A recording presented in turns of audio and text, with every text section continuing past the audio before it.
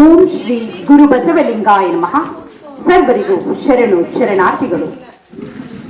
ನಡೆಶುಚಿ, ನುಡಿಶುಚಿ, ತನುಶುಚಿ, ಭಾವಶುಚಿ ಇಂತಿ ಪಂಚತೀರ್ಥಗಳನ್ನೊಳಗೊಂಡು ಮಧ್ಯದಲ್ಲಿನಿಂದ ನಿಮ್ಮ ಶರಣರ ತೋರಿ ಎನ್ನ ನುಡಿಸಿಕೊಳ್ಳ ಚೆನ್ನಮಲ್ಲಿಕಾರ್ಜುನ. ವೀರ ವಿರಾಗಿಣಿ ಕನ್ನಡದ ಮೊಟ್ಟ ಮೊದಲ ಕವಯಿತ್ರಿ ಅಕ್ಕ ಮಹಾದೇವಿಯವರ ವಚನವನ್ನ ಸ್ಮರಿಸುತ್ತಾ ಇಂದು ಶ್ರೀ ಗುರು ಮಹಾಂತೇಶ್ವರ ವಿದ್ಯಾಸಂಸ್ಥೆ ಹೊಸಕೋಟೆ ಅವರು ದತ್ತಿಯನ್ನ ಒಂದು ನಮ್ಮ ಸಂಸ್ಥೆಯಲ್ಲಿ ಸ್ಥಾಪಿಸಿದ್ದಾರೆ.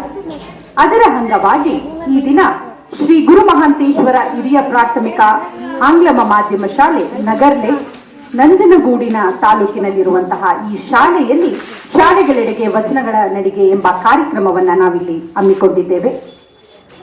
ಈ ಕಾರ್ಯಕ್ರಮದ ದಿವ್ಯ ಸಾನ್ನಿಧ್ಯವನ್ನ ವಹಿಸಬೇಕಾಗಿತ್ತು ನಮ್ಮ ಗುರುಸ್ವಾಮಿಗಳು.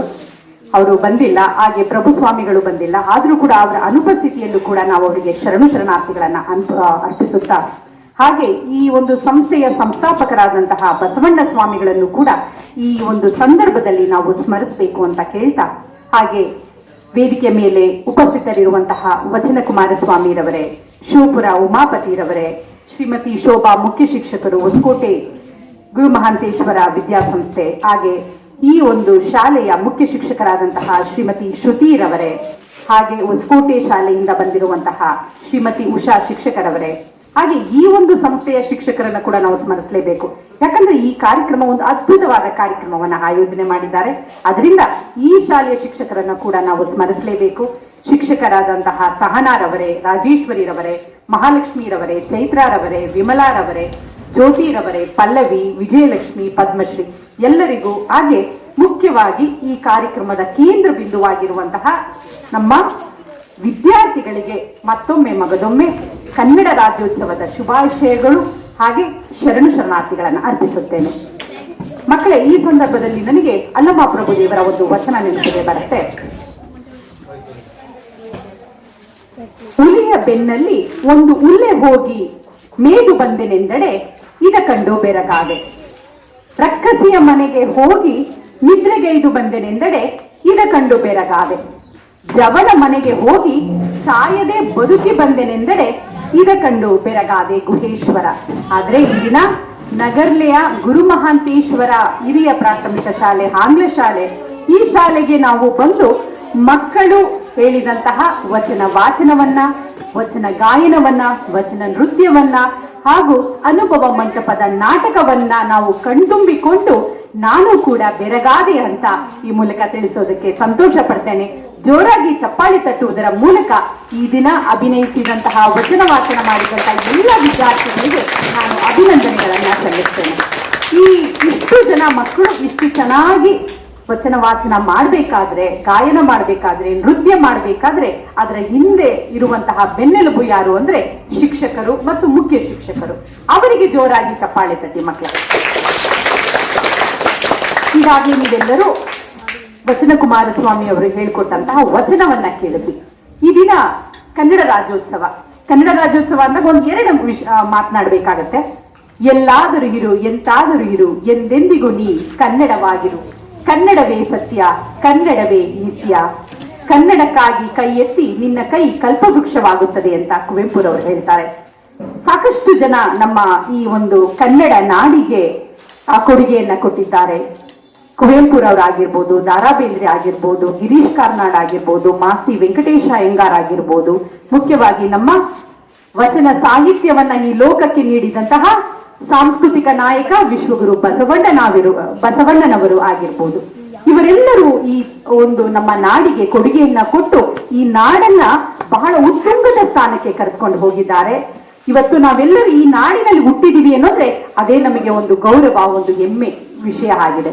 ಅದರಿಂದಾಗಿ ನಾವು ಕೂಡ ನಮ್ಮ ಕನ್ನಡ ನಾಡಿಗೆ ನಮ್ಮ ಕೈಲಾದಷ್ಟು ಒಂದು ಸೇವೆಯನ್ನ ಮಾಡಿ ನಮ್ಮ ಕನ್ನಡ ನಾಡಿನ ಹೆಸರನ್ನ ಉಳಿಸಬೇಕಾದದ್ದು ನಮ್ಮ ಆದ್ಯ ಕರ್ತವ್ಯ. ಕನ್ನಡವನ್ನ ಉಳಿಸಿ, ಕನ್ನಡವನ್ನ ಬೆಳೆಸಬೇಕು ನಾವೆಲ್ಲರೂ.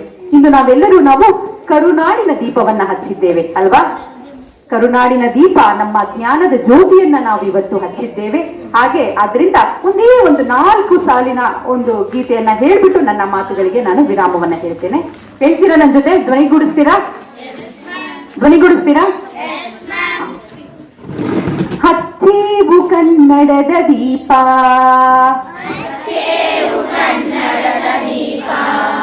ಕರುನಾಡ ದೀಪ, ಸಿರಿನುಡಿಯ ದೀಪ, ಒಲವೆತ್ತಿ ತೋರುವ ದೀಪ,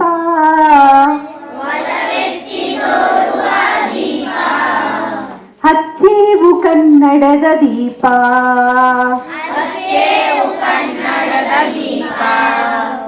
ಹಚ್ಚೇವು ಕನ್ನಡದ ದೀಪ. ಮಕ್ಕಳೇ, ನಾನು ನಿಮ್ಗೊಂದು ಕಿವಿ ಮಾತನ್ನ ಹೇಳ್ತೀವಿ. ಇವತ್ತು ನಾವು ಕರ್ನಾಟಕದಲ್ಲಿ ಹುಟ್ಟಿದ್ದೀವಿ. ನಾವು ಮುಂದೆ ಕಾಯಕವನ್ನ ಮಾಡೋದಕ್ಕೆ ಬೇರೆ ಬೇರೆ ರಾಜ್ಯಗಳಿಗೆ ಹೋಗ್ಬೋದು ಅಥವಾ ಬೇರೆ ದೇಶಗಳಿಗೆ ಹೋಗ್ಬೋದು. ಎಲ್ಲೇ ಹೋದ್ರೂ ಕೂಡ ನಮ್ಮ ಕನ್ನಡತನವನ್ನ ನಾವು ಯಾವತ್ತೂ ಮರೆಯಬಾರದು. ಕನ್ನಡವನ್ನ ನಾವು ಎಲ್ಲೇ ಇದ್ರೂ ಕೂಡ ಉಳಿಸ್ಬೇಕು, ಬೆಳೆಸ್ಬೇಕು. ನಾವು ಕನ್ನಡಿಗರು ಅಂತ ಹೇಳ್ಕೊಳ್ಳೋದಕ್ಕೆ ನಮಗೆ ಬಹಳ ಹೆಮ್ಮೆ ಆಗಬೇಕು. ಅಂತಹ ನಾವು ಅನ್ಯ ಭಾಷೆಯವರಿಗೂ ಕೂಡ ನಾವು ಕನ್ನಡವನ್ನ ಕಲಿಸ್ಬೇಕು. ಇಂದು ವಚನ ಸಾಹಿತ್ಯ ಎಲ್ಲವೂ ಕೂಡ ಯಾವ ಭಾಷೆಯಲ್ಲಿದೆ?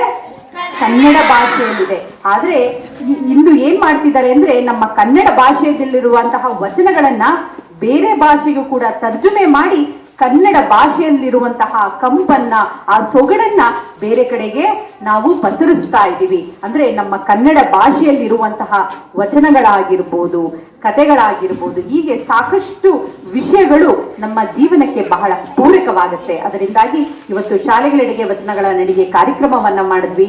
ಎಷ್ಟೋ ಜನ ಪಠ್ಯ ಪುಸ್ತಕದಲ್ಲಿ ಇಲ್ಲದೇ ಇರುವಂತಹ ವಚನಗಳನ್ನ ಕೂಡ ನೀವೆಲ್ಲರೂ ಇವತ್ತು ಹೇಳಿದಿರಿ. ಬಹಳ ಸಂತೋಷ ಆಗುತ್ತೆ. ನಿಮ್ಮ ನೆನಪಿನ ಶಕ್ತಿಯನ್ನ ನೋಡಿ ಕೂಡ ನನಗೆ ಬಹಳ ಸಂತೋಷ ಆಯ್ತು.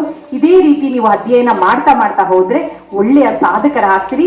ಗುರು ಮಹಾಂತೇಶ್ವರ ನಗರ್ಲೆ ಶಾಲೆಗೆ ನೀವೆಲ್ಲರೂ ಕೀರ್ತಿ ತರುವಂತಹ ವಿದ್ಯಾರ್ಥಿಗಳಾಗ್ತೀರಿ ಅಂತ ನಾನು ಹೇಳ್ತಾ ನನ್ನ ಒಂದೆರಡು ಮಾತುಗಳಿಗೆ ವಿರಾಮವನ್ನ ಹೇಳ್ತಿದ್ದೀನಿ. ಜೈ ಬಸವ, ಜೈ ಶಕ್ತಿ.